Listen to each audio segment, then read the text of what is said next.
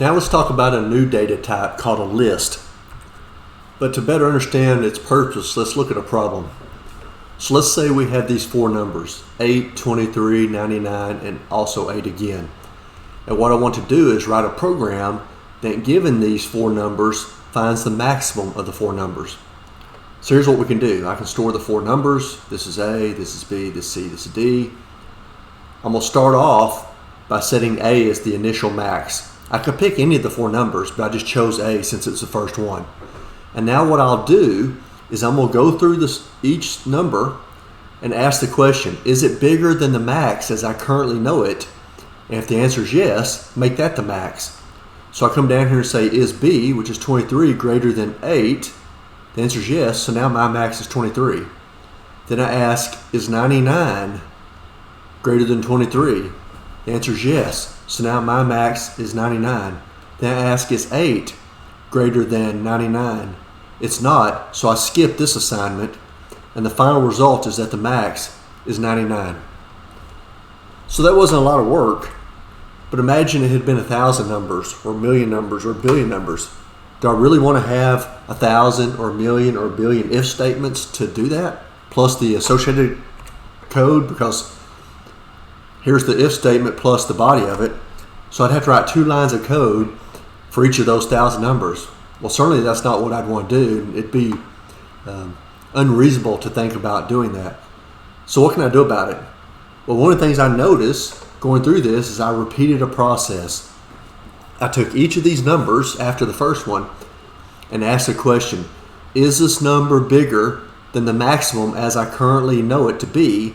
And if so, make the max the current number I'm looking at. So whenever I have a repeated process, I start thinking about loops. So can we use a loop to do that? I could, but then the problem is, how do I tell the loop to use the first variable in the first iteration, the second variable in the second iteration, and so forth? I could do that. I could have some kind of counter, and I could say if it's the first iteration, the number you're looking at is A. If it's the second iteration, the number you're looking at is B. If it's the third iteration, the number is C, and so forth. But how's that better than what I have here? It's not. It's probably more work. So I wish there was some way I could store those numbers and reference them in a way that was easy to use within a loop. And it turns out I can by creating what's called a list. So if you know what a vector is in mathematics, then a one-dimensional list looks like a vector. So here's the example of a vector. It contains 3 numbers, 3.5, 4.0, 9.34. And order matters here because the first element here I'm going to reference as x sub 1. The second number I reference as x sub 2. And the third I reference as x sub 3. So if I say x sub 2, we know I'm talking about the 4.0. To create a list in Python, I use square brackets. And then I use an index to reference any particular element, just like I used an index here. The difference, though, is that in mathematics, the first number has an index of 1. In Python, the first number has an index of 0. So if I have this list, 3.5, 4.0, 9.34, inside square brackets, and if I were to write type D, it would tell me it's a list. This is D sub 0, the 3.5. D sub 1 is 4.0, and D sub 2 is 9.34. So I can say print D, and it just prints the list. If I print D sub 0, I see the 3.5.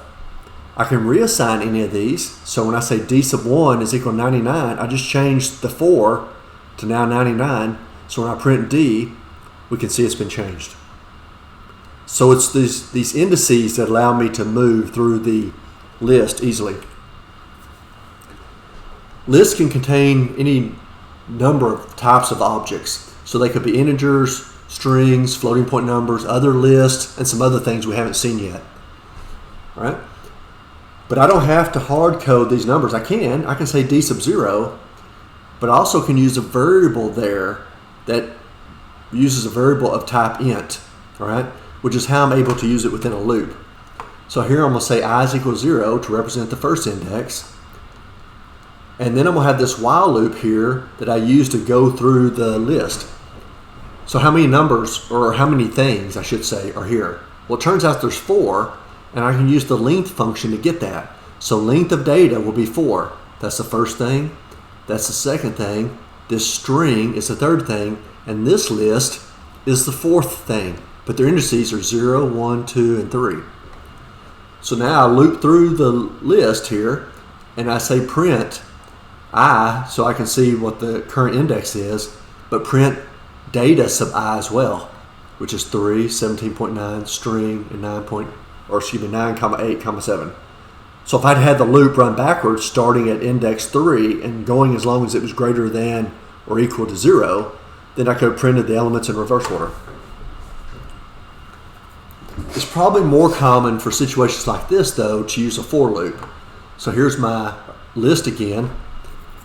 And just so I can get the same output, I am going to have an index variable, but it's not used to reference the element within the list. It's simply there so I can say data sub whatever the value of the index is. Because look at what I'm printing. I'm printing val. So for val and data, val the first time will be the 3. Val the second time will be 17.9. The third time it's a string. And the fourth time is this list right here. So if we have the option of using a loop in the form of a for loop or using a while loop, which one should you use? Well, typically, if you don't care about the index of the element of the list and you just want all of the elements of the list in order, starting from the left, people typically would use a for loop. So in this case, if we took out the index equals 0 part and the index plus equal 1 and simply said print val, it would print the 4 things. If, however, you need the index into the elements and maybe you're making decisions based upon that or whatever, then we typically would use a while loop. But you can use either one. So let's revisit that problem we saw on the first slide. So now here's my list of numbers. I initialize my max to the first number, d sub 0, but technically I could have used any of the numbers here, but every list that's not empty has a 0 indexed element, right? The first index will be at index 0. So that way I don't have to hard code it to a size that may not work. And now I'm going to go through every element and ask the question, is the current element greater than the max? And if so, make that the new max and then print what the final max is. So the result would be the max is 99 again. But think about the benefit here. If I add or remove numbers to this list, it does not change from this line to this line. This part remains the same, so the logic of finding the max is identical no matter how big the list is. That's why it's better than what we saw in the first slide. So let's see it in a loop or something. Or let's see some code. So let's say we want to do this.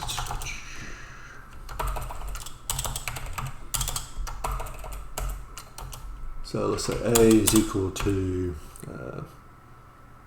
23 minus 5, 0, 61. B is equal to minus 9, 14, 55, minus 13, 99, 123, 72.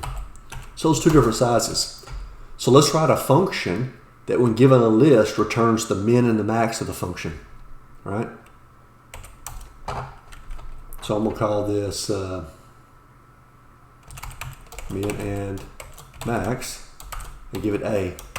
And it's going to return two things. So functions can return multiple things in Python. So I'm going to call it my min, comma, my max equals, and we'll do it for both. So here I'll say print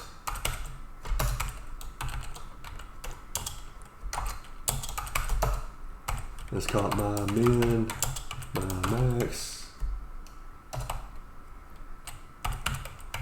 min equals %d, max equals %d, and now let's write the function def min and max, and it gets something, a list. I'm gonna call it d. So think about what we did here. What was the logic? Go through every element and ask a question. But now I'm gonna ask two questions. Is this bigger than the max? Is it smaller than the min? So here I'll call these my underscore min, I could use the same variable names if I want to, is equal to the first element, d sub 0. And my max does the same thing. For x in d, if x is greater than my max,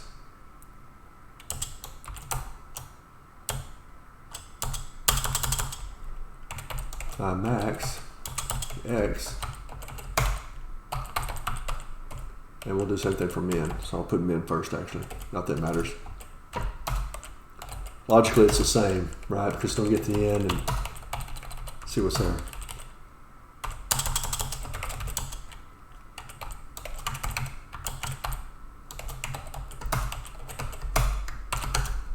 So x smaller than the min, that's the new min. X greater than max, that's the new max. Return whatever's left.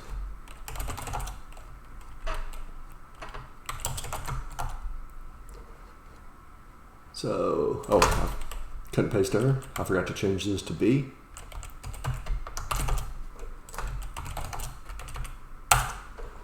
So minus 5 and 61. Minus 5 is smallest, 61 is the largest. What about this? Minus 13 should be the smallest, 123 is the largest. All right, so that's all there was to that. Now, why did I call this my min and my max here? So the computer wouldn't be confused with its own built-in functions. So I'm doing this here to demonstrate the logic behind it, because if you're watching this video, I'm assuming that you don't have much experience programming. Now, if you program in another language and you're just trying to learn Python, you may already understand all this. But I'm making the assumption that you're new to programming, and Python, therefore, is your first programming language. But one of the nice things about Python is it has lots of built-in functions. And so we have this right here. So I can say print min of A, for example, max. Notice they turn blue to indicate it means something to the computer. Sum, if I want, and some other things. Let's see what happens.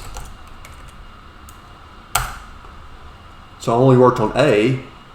So minus 5 is the min, 61 is the max. Is this the sum? 23 minus 5 would be 18.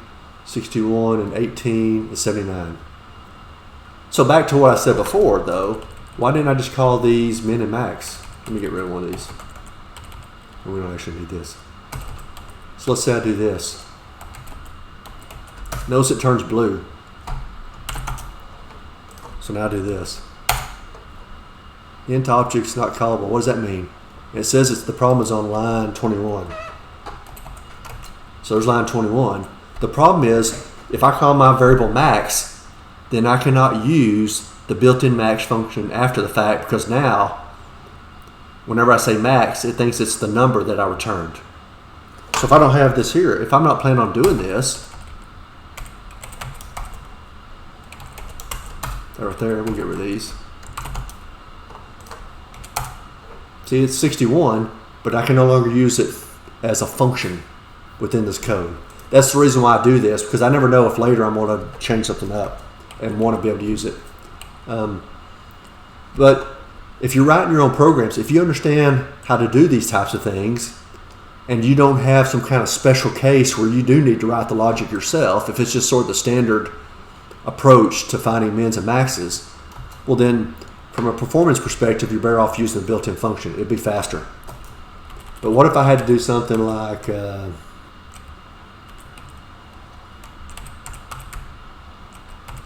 and my min is less than 4 or something. I'm just making up something here, so I don't even know what this is going to do. Well, if you have some kind of weird logic, I didn't come up with something that actually changed it. But let's change it to or I should say like minus 8. Now let's don't change the logic. So see, it doesn't update 61, because by this point my min has already changed to be minus 5, because we're doing this right here. Let me take out some stuff. We're processing this. So by the time it asks the question about 61, my min has already became minus 5. And since that's not less than -8, it doesn't execute this.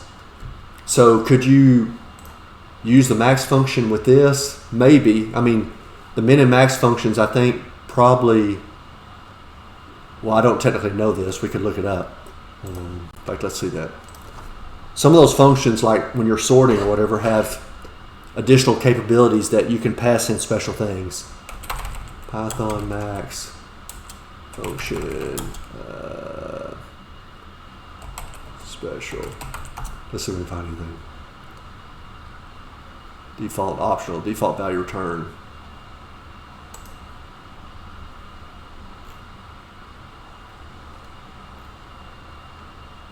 So here, when they start getting this stuff like this, that means there's ways you can change how it works. But I don't know what it would take to do this kind of weird stuff, so it may not even be possible. So there's lots of times, though, that even if it is possible in this case, there may be times in which you would want to do something that couldn't be passed to the built-in function. You have to write your own logic, so it's still beneficial to know how to do these things. All right. So what about accessing list elements? So we said that the subscripts start from 0 and count up. So if there's 4 elements like there is here, the last index will be less than 4. But in Python, you can actually start counting from the right. So the number 52 here, while it does have index 3, also has index -1. And so the 21 has index -2, and this is -3 or -4. So both of these work. So where to use that? Well, there's times when you may not know how many elements there are, although that's easy to find in Python. But you may want to write the code to say something like, give me the last 3 elements regardless of what their index is. And so you know the last ones don't have index -1, the second last index -2, and the third one index -3. Whether they happen to also match 1, 2, and 3 depends on there being 4 objects there. Another nice thing about working with lists in Python, and this is particularly true if you come from a language that uses arrays, and I mean that like in the C-style array, where you can't do lots of these things. What Python allows us to do is to slice a list. So that is, we can get a portion of a list based upon the indices. So here's old list, so it has the numbers from 10 to 80 in increments of 10, and so their indices are 0, 1, up to 7. And now I'm going to use these slices. So the syntax is this: the start index, the end index, and the step size. So what it does is it starts at the start index, it increments by the step size as long as the new index that it just produced is less than end index. So if step size is 1, that's the default, so we can actually leave it out. But we will never reach end index. So like in this case, if you were to say 0 to 7 and step sizes of 1, it would stop at 6, because that's the last number before 7. So here's 3 examples, and each of these produces a new list.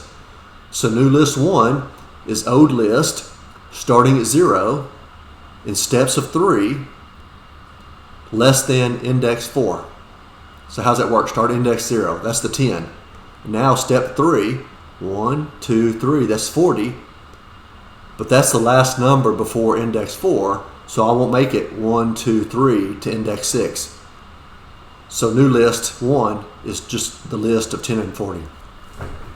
This right here, 2 to 5, since I don't add the last thing, the step size is 1. So this would go index 2, index 3, index 4, but doesn't reach index 5. So 2 is 30, 3 is 40, 4 is 50. So we get 30, 40, 50. And now to show you can go in opposite directions, new list 3 starts at index -1, that's the 80. It will go all the way to the beginning, because I leave this blank, in steps of -2. So 80, 1, 2, 60, 1, 2, 40, 1, 2, 20, and then I won't get to 10. So 80, 60, 40, 20. That's really cool if you've ever programmed in a language like C, where to do something like this, you literally just have to go through the entire array, is what they would call it, asking questions about each number.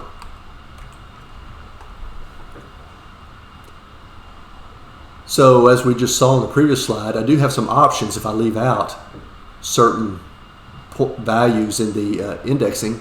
So here if I say print D from 2 colon, now I'm not giving it an end index, and so it just goes all the way to the end. So starting at index 2, this is index 0, 1, 2, it starts at 19. It just produces a new list starting from 19 to the end, so 19 to 7. If I do this where I don't specify the beginning or ending indices, and the spaces are here to make it more clear that there's a colon in there, this actually just made a copy of the entire list, because I say go to the beginning, go to the end, I get the entire thing. So lists have lots of methods associated with it.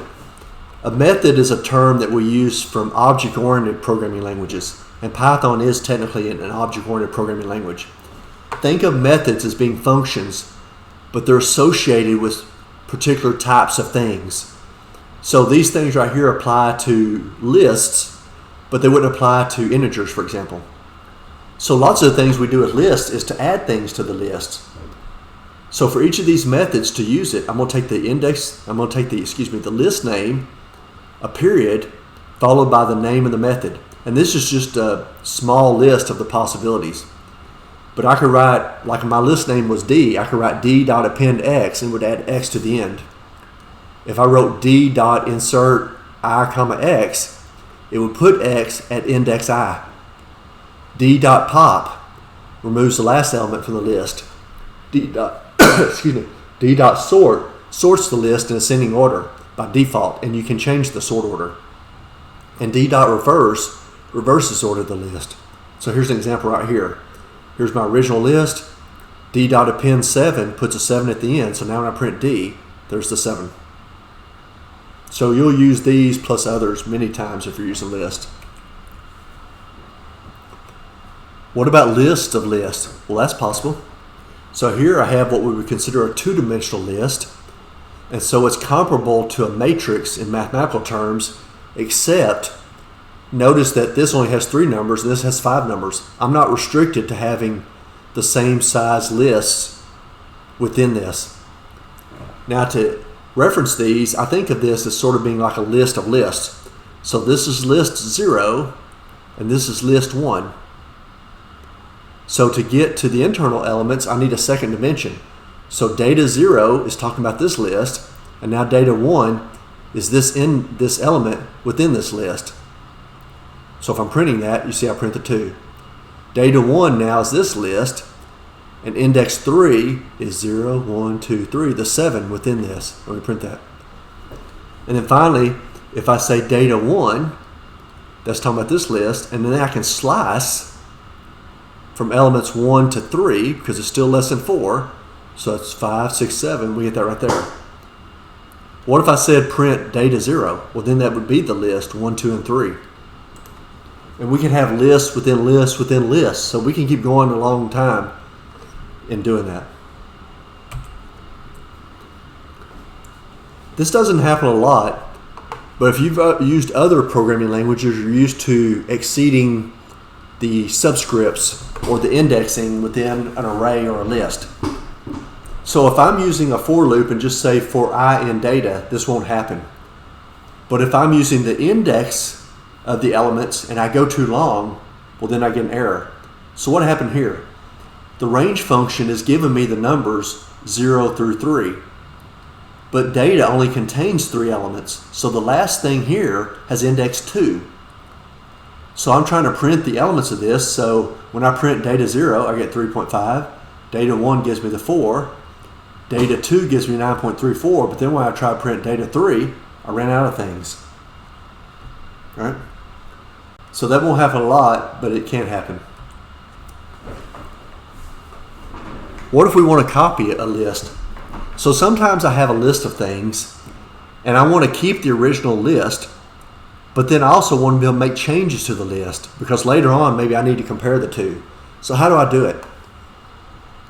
Well, you might be inclined to do what to me seems like the most obvious choice, to do this. So here I have old list, and then I say new list equals old list, and when I print each of them, I can see I get 1, 2, 3, 4, 5. So what's the problem? Well, then I say new list 3 equals 99 to change the new list. So what is new list 3? This is index 0, index 1, index 2, index 3. So I'm trying to change the 4 on new list. But when I print old list and new list, I see they both have been changed. So what happened? Well, it turns out when I write this right here, I'm creating what is called a shallow copy. And so it turns out it's not actually a copy. Old list and new list both now refer to the same original list. So they're really aliases for the same thing, and I can use either of those to change the original. So what if you actually want to make what I call a true copy, which is technically known as a deep copy? That is, new list is a copy of old list that I can change without affecting the original. Well, then you have several options. So here's 3 of the possible options. There's actually several more. But the first that I show you here is just to slice the old list. So this right here gets all the elements, and B will be an actual copy of this. Another way is to use the copy method for list, and that's what I've done here. And then the third is to use the list function. And so I give A to this, and it makes a list from it. Now, one thing you should note is that the list function can actually be used in some other situations where you have certain non-list objects that you want to turn into a list. All right. So now I've done this, and I changed the first element of A to 99. When I print each of the 4 lists, we can see only A changed. So B, C, and D are each their own separate copy, and each of those separately can be changed.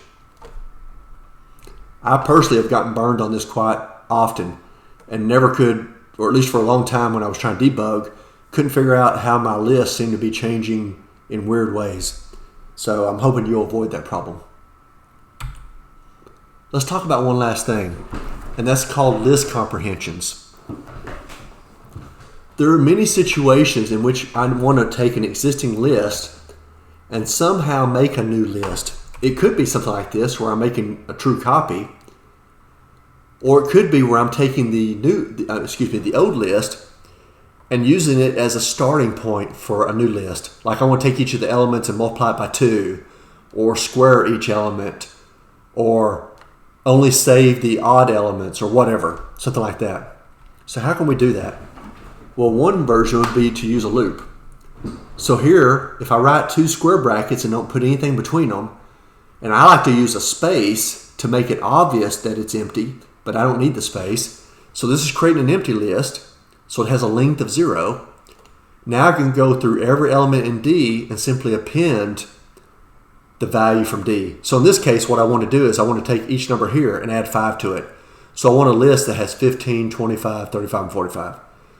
So I did this right here, and when I print D, which is the original, you can see it's 10, 20, 30, 40 still. But A now is 15, 25, 35, 45. But what's probably more popular in Python is to use what's called a list comprehension. And to do that, I would write this right here. B is equal, inside square brackets, val plus 5 for val in D. And B has this right here. Let's see another example.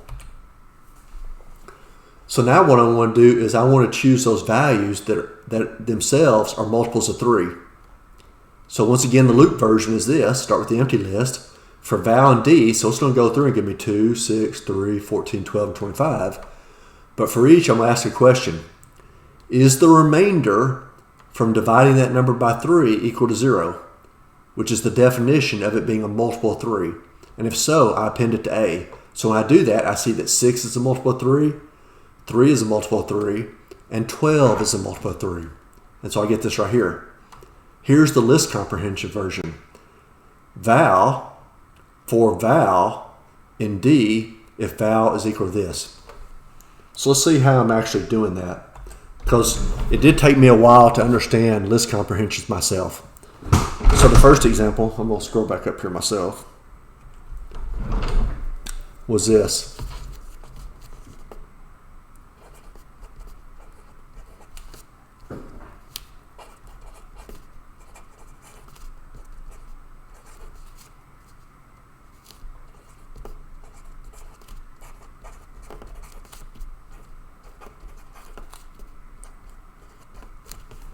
All right. So that's the loop version. List comprehension.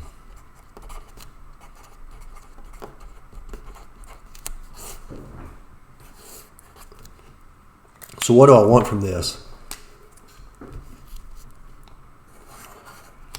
So here I wrote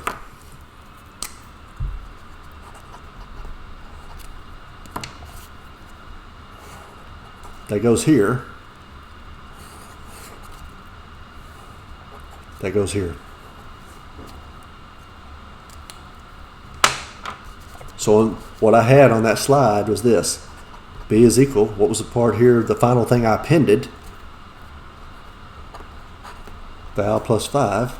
All right, we'll put this here. And then how did we get there? 4 val in D. Val, sorry, that's not in. That's that right there.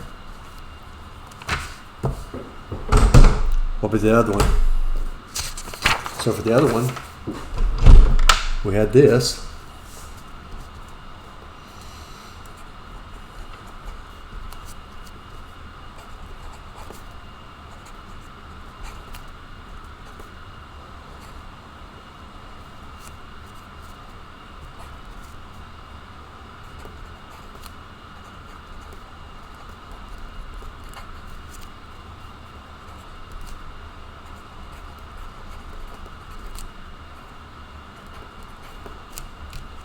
Right?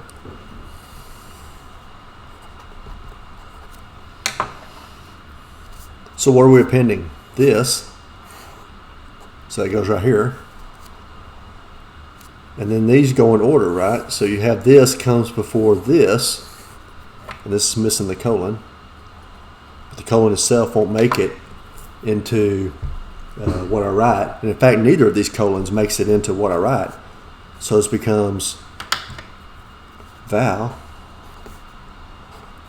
for val in D if val mod 3 equals 0.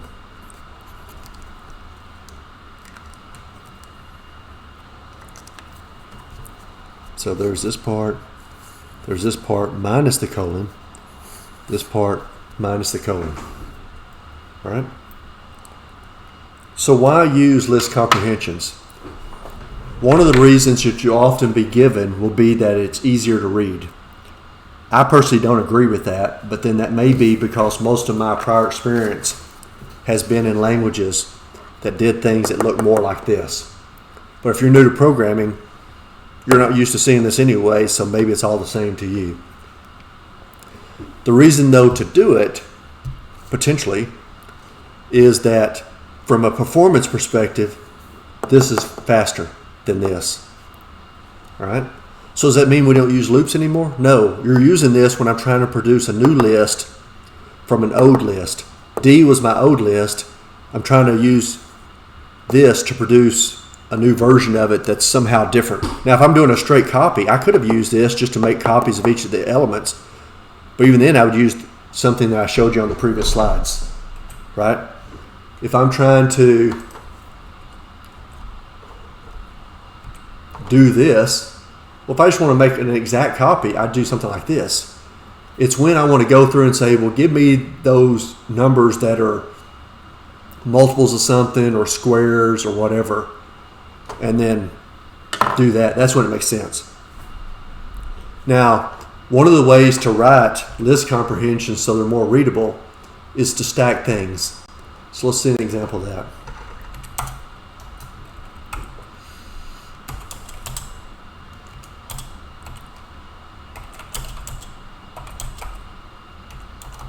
So if I had this,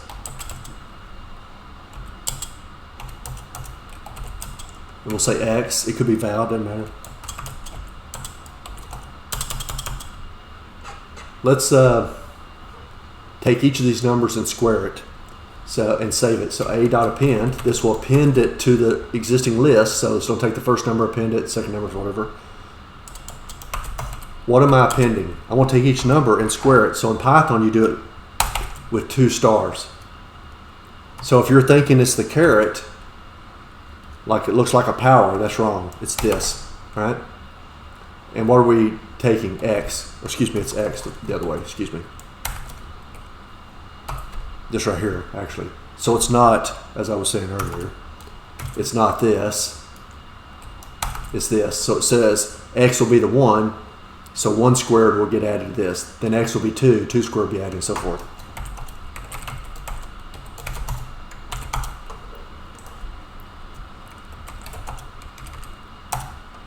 So 1, 4, 9, 16, right? So what could we have done instead?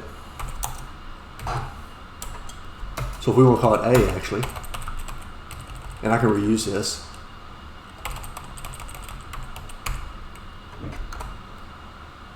We'll put that as a break. So we'll take this value right here.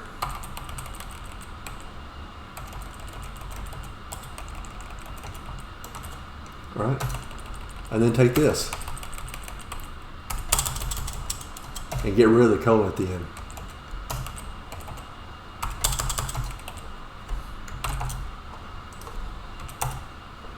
So both work. What about indentation? Well, once I get inside these square brackets, it doesn't matter. I wouldn't do it like this, but I'm just demonstrating it still works, right? What if we had something more complex? Let's keep the numbers that are odd. So how do we do that? If, and now I'll probably do something with this, if x star star 2 mod 2 equals 1, then you append it.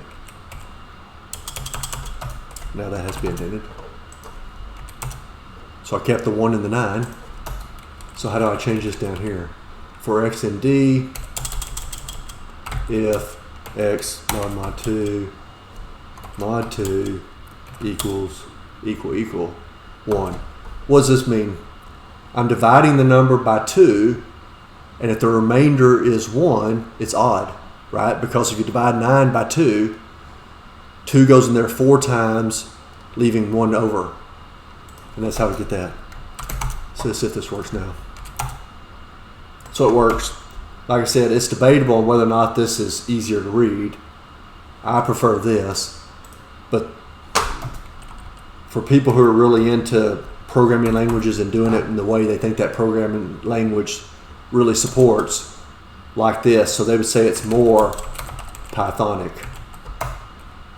All right? So I'll leave it up to you. But also another thing to note, a list comprehension can always be turned back into a for loop version, or a loop version, I should say. It doesn't have to be for loops. So if you write a list comprehension, you can always represent it using loops. But there's some things that use loops that can't be written as a list comprehension. And even then, we're only using this in situations where I want to take an existing list and use it as a starting point to build something else like this. I wouldn't do this just to, say, print the elements of the list or whatever. All right? So that's list comprehensions. And lists, now that we know what these are, give us a tremendous amount of power. Because there's many situations like this where if you didn't have a way to easily go through and say, what's the first number, what's the second number, what's the third number, what's the fourth number, it would be unreasonable to try to do anything with it. So there's your example.